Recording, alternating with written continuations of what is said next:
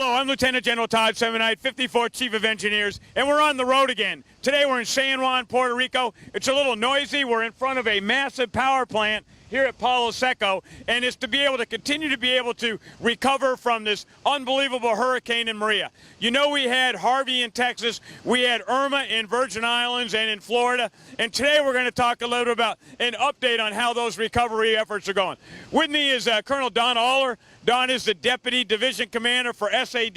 He's actually wearing two hats. He's also the Deputy Division Commander for SWD. But Don's been down here for 70 days, instrumental in seeing some of these doctrinal missions. Don, you've done a phenomenal job. You're getting ready to redeploy back out. Tell our Corps team a little bit about what kind of missions are we doing down here, and maybe a little bit about the scope of those. So when a hurricane comes through, there's three critical things that happen here on Puerto Rico. One, you get your blue roof. Your roof gets blown off. You lose your power, and there's a lot of debris. So three critical missions here for ESF3 that we do are debris removal, we install blue roofs, and we provide temporary emergency power. For our blue roofs, we have installed over 55,000 blue roofs here in Puerto Rico with about 5,000 left to go, so we'll be done in about 2 or 3 weeks. For debris, we have been tasked to remove 3.9 million cubic yards of debris. We've removed 3 million of those, and we have 1 million left to go here in Puerto Rico. For temporary emergency power, we have installed over 1,500 generators here in Puerto Rico. We currently have 750 currently providing power to critical public facilities here in Puerto Rico. To put that into comparison, if you combine Sandy, Rita, and Katrina all in one, we've installed more generators here in Puerto Rico than all three of those storms combined. So, Don, we can't do this mission by ourselves. We're working for FEMA. We're working hand in hand with the Puerto Rican authorities down here, a lot of great contractors, but we've got to have great Corps of Engineers civilians. I understand we've deployed about maybe 3,300 employees, 10% of the Corps. What do we need to have to continue to finish this mission, and why would somebody want to come to Puerto Rico to be on your team?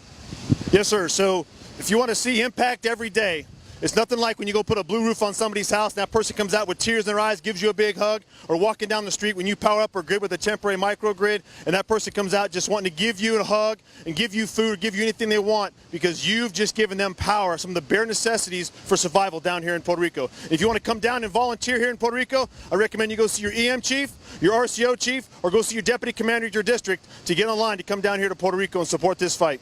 So, Don, you talked about those big doctrinal missions we do. One of the things that happened down here was unbelievable devastation of the power grid. We don't normally do the power grid. With me is Colonel Jason Kirk. He's the current commander of Task Force Power. We stood up an extra team. We've had several people deployed down here, SCSs, colonels, and an unbelievable amount of our Corps civilians. But with me, Jason Kirk, you're the current commander down here. I'm understanding to some degree of about 80% of the transmission and distribution got wiped out in this. Jason, talk about the scope of your particular mission and maybe some of the big challenges. Chief, thank you. So I appreciate all that Colonel John Lloyd did for his 4.5 months down here, and it's my honor, Chief, to take on this mission. We've got over 250 Corps professionals that are on the Task Force Power Restoration team. You talked about some of the damages.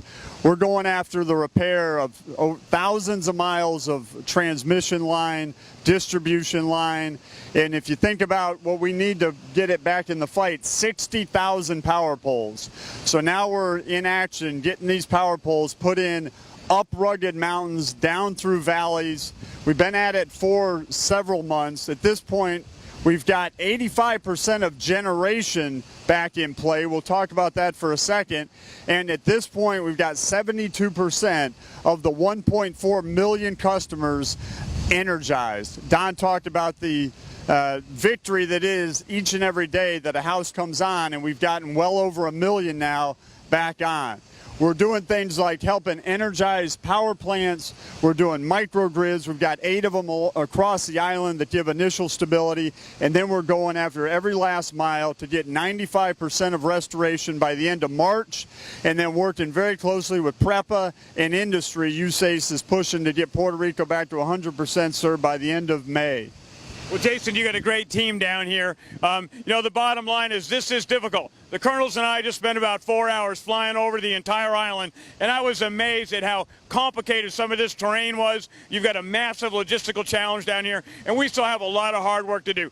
The vision of the Corps of Engineers is engineering solutions for the nation's toughest challenge. This is a hard challenge, but the Corps of Engineers is up to it. And the bottom line is we're going to continue to see this thing through. We need your help, and we say every single day, until the people of Puerto Rico have the right quality of life and have electricity on, we are absolutely committed to continue to work side by side with Puerto Rico authorities and FEMA to be able to get this done. So to both of you, I thank you for your time. And you guys know very well, our Army motto is Army Strong. Our Corps motto is Building Strong. But the bottom line is on this particular one, we're going to be finishing strong because that's what we need to do to be able to make this mission come home. Thanks for a great job, guys, and keep driving on. Appreciate all your hard work.